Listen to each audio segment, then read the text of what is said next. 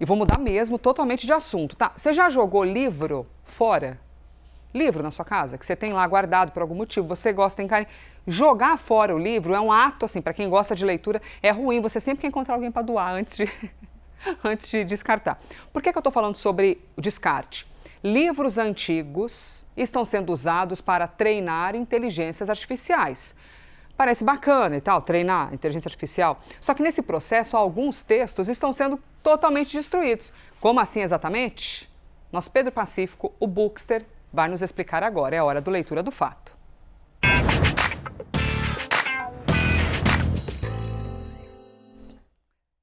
Eu vejo o Pedro e penso assim... o respiro em meio ao caos. Não, é um breaking news atrás de outro. Só o livro, né, para tirar a gente. Mas hoje a notícia não é muito boa. Então. Infelizmente. Bom dia a todos que estão em casa. Bom dia, Pedro. Parece até cenário de livro distópico o que está acontecendo. Pois é isso, jogar fora livros mesmo? Não é jogar fora, só para você... Tá bom, então... Eu vou entender porque é pior do que jogar fora. O que acontece? Grandes empresas de inteligência artificial que têm suas ferramentas que a gente conhece, o que elas estão fazendo? Elas estão comprando muitos livros, não é muito milhares, são milhões de livros para fazer o seguinte, treinar as suas ferramentas de inteligência artificial. E como é que funciona essa compra? Por que eles pegam esses livros? Eles buscam livros anteriores a 2022, porque 2022 é quando chegam essas ferramentas e eles não podem usar conteúdos, um livro depois disso que pode ter sido criado com a ajuda de inteligência artificial.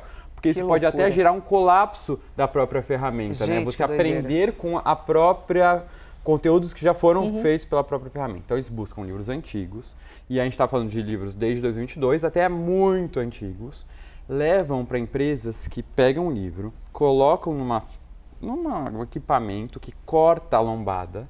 Sim, ele tira a lombada do livro, escaneia muito rápido, muito rápido e joga fora para reciclagem. Entendi.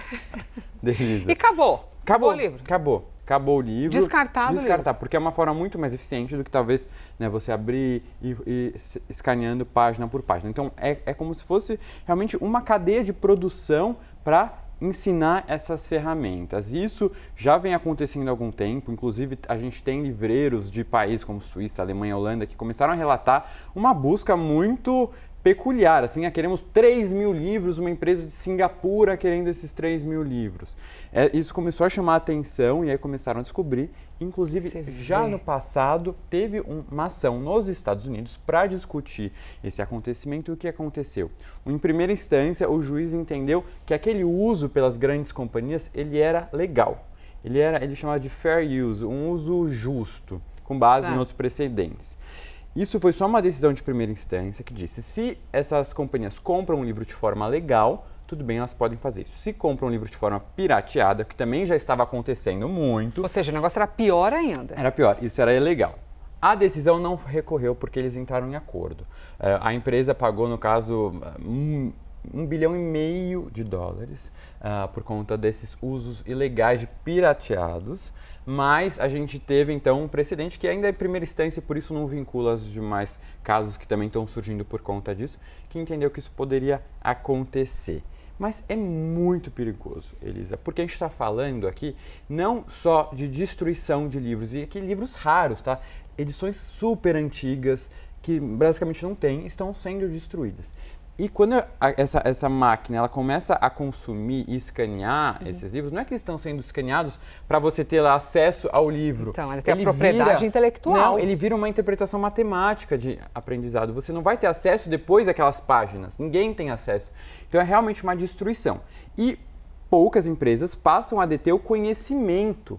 Né? Você, quando tem esse domínio de um conhecimento só para uma empresa privada, isso é muito problemático. Pode ser usado para fins políticos, para manipulação de verdade. Né? Você acaba perdendo a fonte original, você tem a destruição dessa fonte e o uso só para por determinadas empresas. Então, é muito sério. Isso, inclusive, a gente tem um tweet recente do Elon Musk, vamos colocar aqui na tela, pedir à equipe da SpaceX para preservar quaisquer livros raros em uma biblioteca e digitalizá-los do jeito difícil.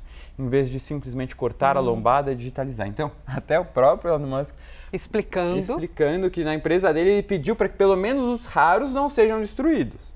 Ou seja, está claro que acontece, não se nega que isso está acontecendo, mas tem esse uso aí antiético que está ultrapassando qualquer limite. A gente não tem como dizer que a inteligência artificial não veio para ficar. As pessoas usam no seu dia a dia, usam bastante. A questão é como saber os limites disso. Impor regulamentação por conta de direitos autorais, por conta de destruição de acervo. Também entender cobrar limites éticos, né, dessas empresas que a gente está consumindo.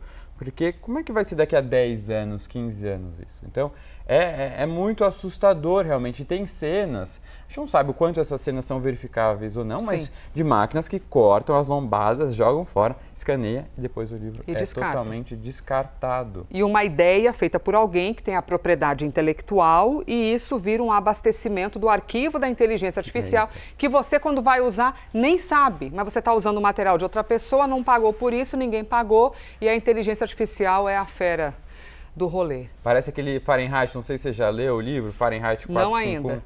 Até deixo a recomendação para vocês hoje. Amamos.